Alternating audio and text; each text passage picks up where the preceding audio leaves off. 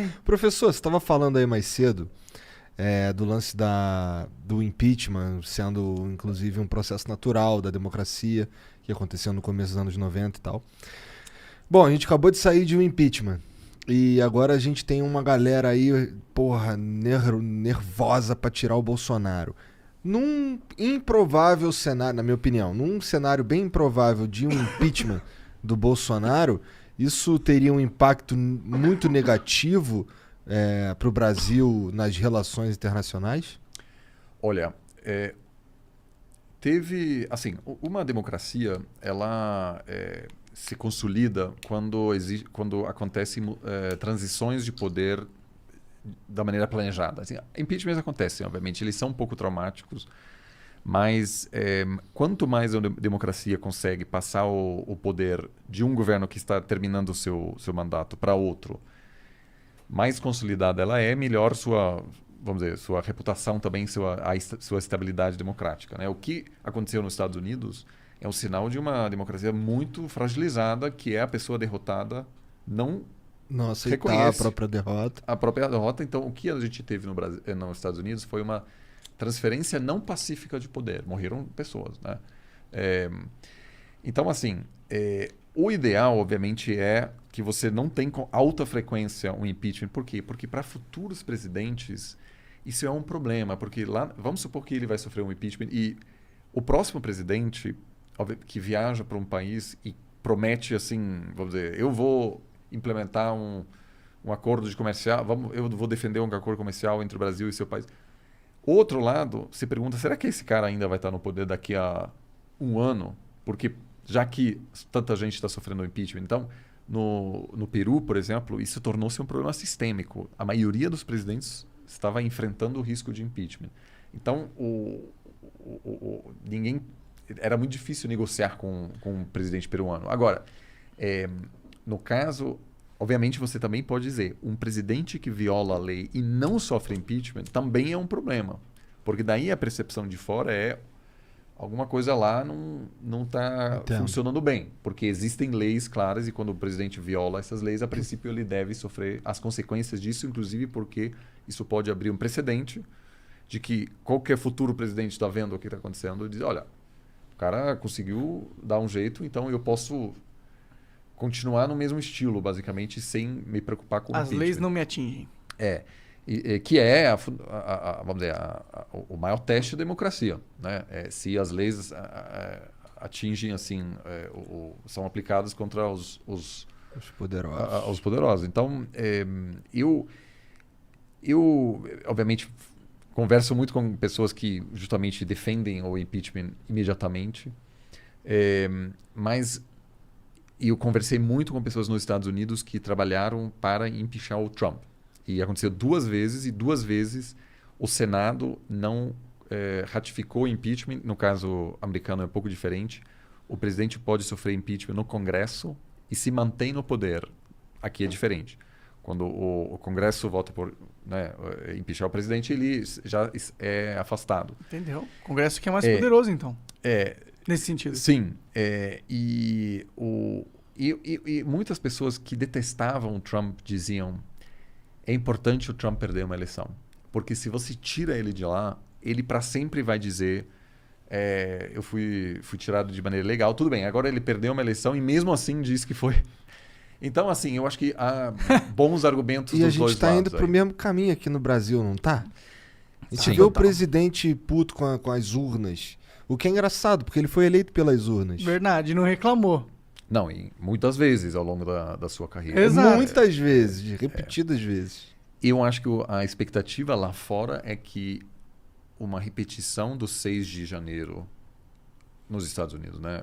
Ou seja, algo parecido aqui seria o melhor dos cenários. Ou seja, o que é? O presidente diz, o presidente é derrotado, não aceita, tem 5, 10 pessoas que morrem em confrontos, mas o novo governo assume. A gente pode não copiar essa parte aí, né? Sim, mas claro, mas digo, se for desse jeito, eu acho que seria um cenário até positivo. Consolida a democracia. Porque eu vejo poucas pessoas que hoje conseguem imaginar o Bolsonaro passando a faixa pro Lula, por exemplo, ou Dória. Nossa, acho impossível. Não, acho que pro Dória ele até passaria, mas pro Também Lula... acho. Então, assim... Pro Lula também não. O cara falou tanto, vai voltar o PT. Então, eu acho que ele daria um golpe só pro Lula não voltar. Então, assim, eu acho que isso assusta muita gente hoje, fora, que inclusive investidores que estão pensando... Olham o mercado brasileiro e dizem, olha, eu vou ver o que acontece no final do ano que vem, porque se rolar bagunça, tiro, etc. Eu falei com um representante de um banco de investimentos, ele falou assim, a gente não gosta de tiro porque daí a gente não consegue entender quais serão as regras de investimento, como a economia vai reagir, etc. Então isso claramente é um problema. O risco político Brasil está super elevado. O dólar meio que reflete isso. O dólar, mas também os investimentos. Se você hoje a participação de investidores estrangeiros na Bolsa Brasileira é muito menor do que era antes. O que para nós pode ser positivo. Mas o que não... Você estava falando disso agora aqui. Pode ser. Aí eu não entendo muito de Bolsa, mas pode ser uma chance de... Não, mas a princípio porque, tem uma forte presença se o estrangeiro saiu fora, quer dizer que se por acaso o Brasil melhora e a gente investe agora, quando os estrangeiros voltarem, que eles têm muito mais dinheiro que a gente... Eles vão inflar a bolsa e quem estava investido antes ganha. Mas o investimento, obviamente, é fundamental também para viabilizar o crescimento. Sim, exatamente. Né? Ou seja, mas e o investimento externo, né? que é crucial para viabilizar essa melhora. E a gente está num dólar alto, faria sentido para o cara investir aqui, porque o dinheiro dele vale mais. E a situação até pode piorar, porque se a taxa de juros nos Estados Unidos subir, que pode acontecer no momento, né, porque tem um risco de inflação, aí muita gente tira o dinheiro daqui, coloca lá porque tem um bom retorno. Sim. Sem e muito risco. Exato, muito menos risco. Então, assim, eu infelizmente acho que a gente pode sim ter uma repetição com uma grande diferença. As Forças Armadas americanas não sonham com a volta para algum passado autoritário. Eles nunca ameaçaram um presidente civil, ou seja, o controle civil sobre as Forças Armadas americanas é assim 100% seguro. Nunca houve uma dúvida sobre como as Forças Armadas iam se comportar no dia 6 de janeiro nos Estados Unidos. Aqui eu acho que tem muita dúvida. Tem muita dúvida. Então, mas muita mesmo. Por isso muita gente de fora olha e diz, está acontecendo uma coisa parecida com os Estados Unidos, só que as Forças Armadas brasileiras o que vão fazer? O resultado não vai ser o mesmo, talvez. Então, por isso eu acho que muita gente está agora dizendo, olha, eu vou aguardar um pouco o que vai acontecer.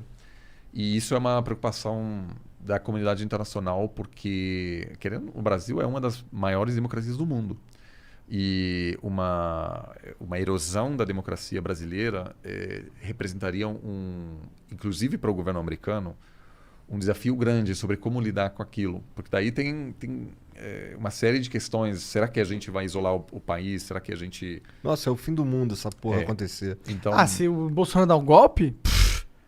Cara, é tão absurdo que eu acho que é impossível. Eu também acho que é impossível, porque seria a ultimate pau no cu do Brasil. Não, o quanto tempo o Bolsonaro sustenta um golpe no Brasil? O cara não consegue nem sustentar uma comunicação internacional, vai sustentar um golpe. Cara do professor.